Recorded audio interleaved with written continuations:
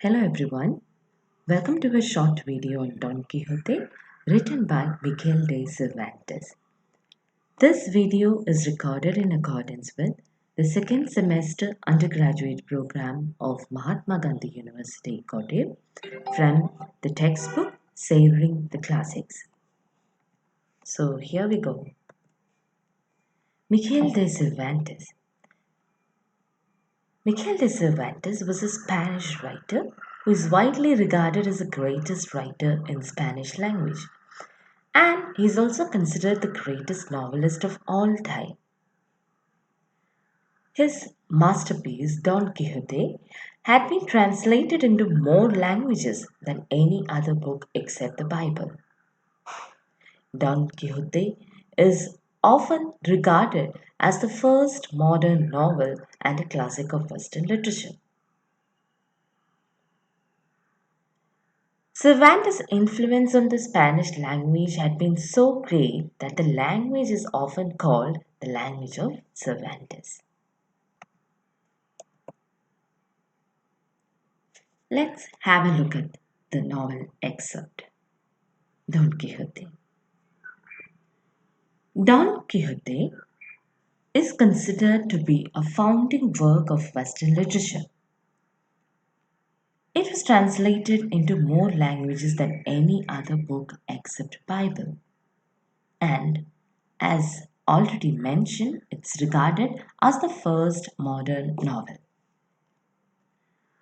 Don Quixote is fully titled The Ingenious Nobleman Mr. Quixote of La Mancha, and this work was published in two volumes in the year 1605 and 1615 respectively.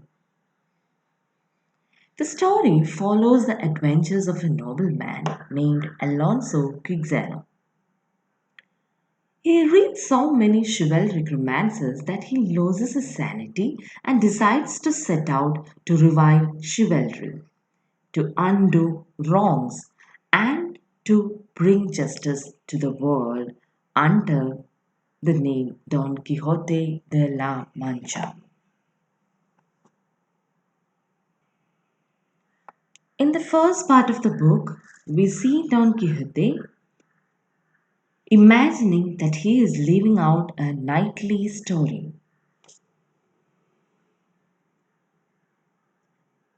He reads so many chivalric romances that he loses his mind and decides to become a knight errant. Since the story is set in medieval times, we use the words such as knight, squire, etc. Knight is a man of high social position who is trained to fight as a soldier on a horse.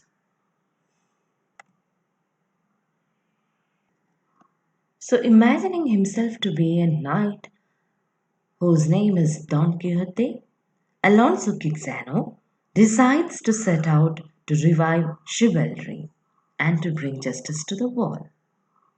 He requests his neighbor Sancho Panza, who is a very practical farmer, unlike the imaginary Don Quixote. He requests his neighbor Sancho Panza to be his squire, promising him a petty governorship.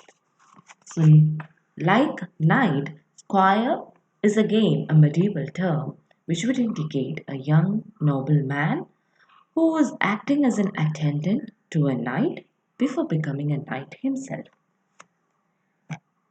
In this video, we will be focusing on the first two adventures of Don Quixote. The first adventure being the attack on the windmills, which he believes to be ferocious giants, and the second adventure on the way to Puerto Lapis, encounter with a group of friars. The first adventure, that of the windmill, is given in chapter 8 of the first volume of Don Quixote. So here we go. Chapter 8. One early dawn, Don Quixote and Sancho Panza starts their journey in search of adventures across central and northern Spain. On their way, they see 30 or 40 windmills in the countryside. Don Quixote believes them to be ferocious giants and intend to do battle with them, as it would be a great service to God to remove such an evil breed from the face of earth. Don Quixote tells Sancho, "Good fortune is guiding our affairs better than we could have desired, for there you see, friend Sancho Panza, 30 or more enormous giants with whom I intend to do battle, and whose lives I intend to take. And with the spoils we shall begin to grow rich, for this is righteous warfare, and it's a great service to God to remove so evil a breed from the face of the earth." However, Sancho Panza intervenes and says that they are windmills, and what look like the giant's hands are its sails moving in wind. We see that Don Quixote is not ready to accept them as windmills, and without paying any consideration to the demands or request of Sancho Panza, he charges on to the windmill and thrusts his lance into its sail. The wind moves it with so much force that it broke the lance into pieces and dropped the horse and the knight to the ground. Now we see Sancho coming to the rescue, hoping that Don Quixote must have realized that they are not giants but windmills. However, Don Quixote still believes that the fresh and the wise who stole his room and his books have turned up these giants into windmills. With Sancho's help, Don Quixote remounts on his horse, whom he calls Rocinante, and continues on the road to Puerto Lapis, hoping to find many diverse adventures, since it was a heavily trafficked place.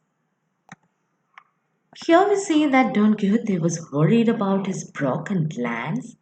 He decides to emulate the Spanish knight named Diego Perez de Vargas, who was actually given the title Machuca or the Bruiser, because once his sword too broke in a battle, but he did great deeds with a branch torn out from an oak tree.